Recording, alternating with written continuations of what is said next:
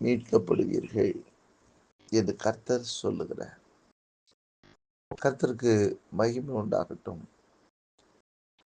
ஏசாயா தீர்க்கனை கொண்டு ஆண்டவர் நம்முடைய சூழ்நிலைகளையும் நமக்கு என்ன செய்ய போகிறார் என்பதை குறித்தும் அவர் சொல்லுகிறதை நாம் பார்க்கிறோம். முதலாவது, நம்முடைய வாழ்க்கையில நடந்ததை ஆண்டவருடைய வார்த்தை சொல்லுகிறது. நாம் விலையின்றி விற்கப்பட்டு போனோம். எப்படி விலையின்றி விற்கப்பட்டோம் என்று சொன்னால், வேதத்திலே பார்க்கும் பொழுது ஏவாள் அந்த கனியின் மேல் ஆசை வைத்து இச்சித்த பொழுது அவள் தனக்குரிய மகிமை இழக்க தொடங்கினார்.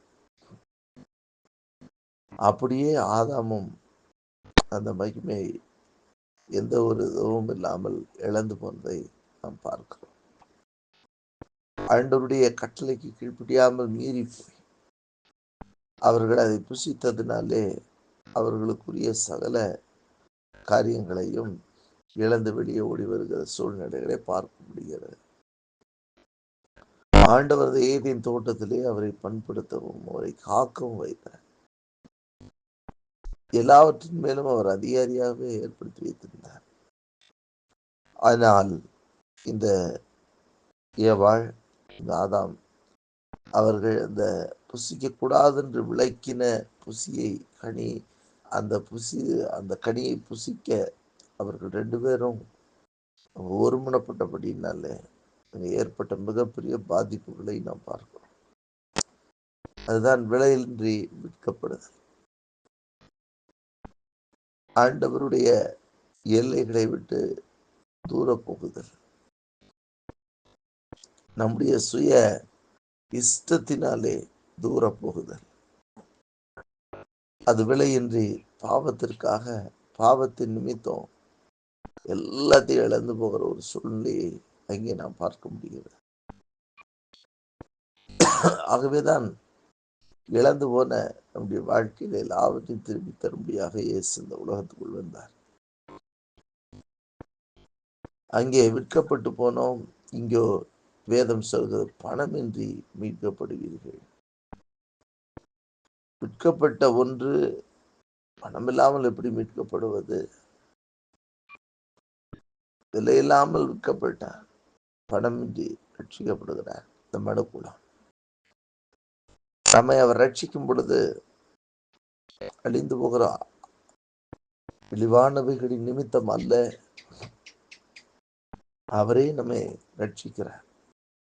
வேதம் சொல்லுகிறது, நீங்கள் பெற்றுக்கொண்ட அந்த ரட்சிப்பு அது இலவசமானது என்று சொல்லி அவர் ரட்சிப்பை இலவசமாய் நமக்கு அருளினார். ஆனால் நம்முடைய எந்த ஒரு பிரயாசத்தினால் அல்ல, அவருடைய பலத்தினால். ஆகவே சொன்னார், இல்லையின்றி விற்கப்பட்டீர்கள், பணமின்றி மீட்கப்படுவீர்கள்.